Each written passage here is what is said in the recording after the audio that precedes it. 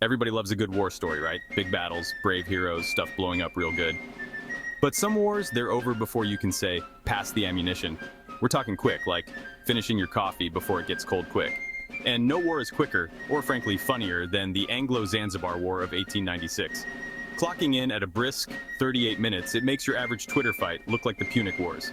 So buckle up, history buffs and meme lords, because we're about to dive into the most hilariously short-lived conflict the world has ever seen.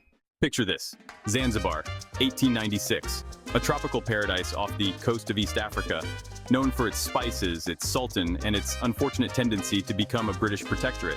See, the British Empire, those chaps loved a good colony, and Zanzibar, with its strategic location and fragrant exports, was just too tempting to resist.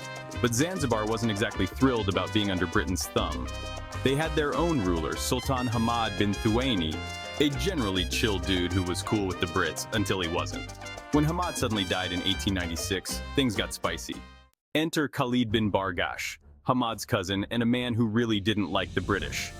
Khalid waltzed into the Sultan's palace, declared himself the new ruler, and gave the Brits the middle finger. Problem was, the Brits had this little agreement with the previous Sultan that said any new Sultan needed their approval. And Khalid, he didn't fill out the paperwork. The British, being the Brits, weren't too keen on being ignored. They sent Khalid a strongly worded letter suggesting he step down, or else. Khalid, feeling his oats and probably hopped up on cloves, decided or else sounded like a challenge. He barricaded himself in the palace, gathered up his army, most of whom were palace guards with questionable marksmanship, and prepared for a showdown.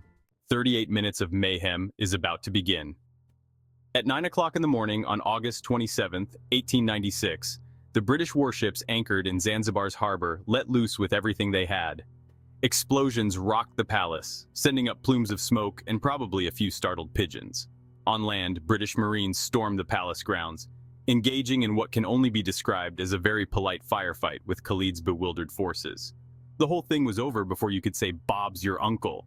Khalid, realizing that maybe picking a fight with the world's largest navy wasn't the best idea, hightailed it out of the palace and into the German consulate, where he presumably asked for asylum and a stiff drink. By 9:38 in the morning, the firing stopped, the smoke cleared, and the British were victorious. Total casualties? One British sailor with a minor injury on the Zanzibari side?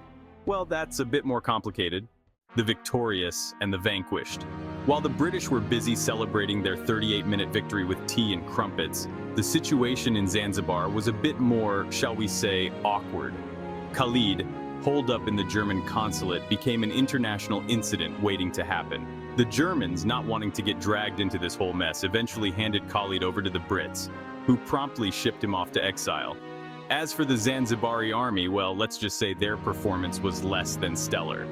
Armed with outdated muskets and a healthy dose of confusion, they didn't exactly put up much of a fight. Most of them surrendered as soon as they realized the British weren't kidding around. The casualties on their side were mostly due to friendly fire, which, considering the circumstances, is almost understandable. And the winner is Dhaka, spoiler, not Zanzibar. In the aftermath of the war, the British installed a new, more compliant sultan, because of course they did. Zanzibar became a British protectorate in earnest, its days of spice-fueled independence over. The Anglo-Zanzibar War, despite its brevity and utter ridiculousness, had lasting consequences for the island nation. But hey, at least they got a good story out of it, right?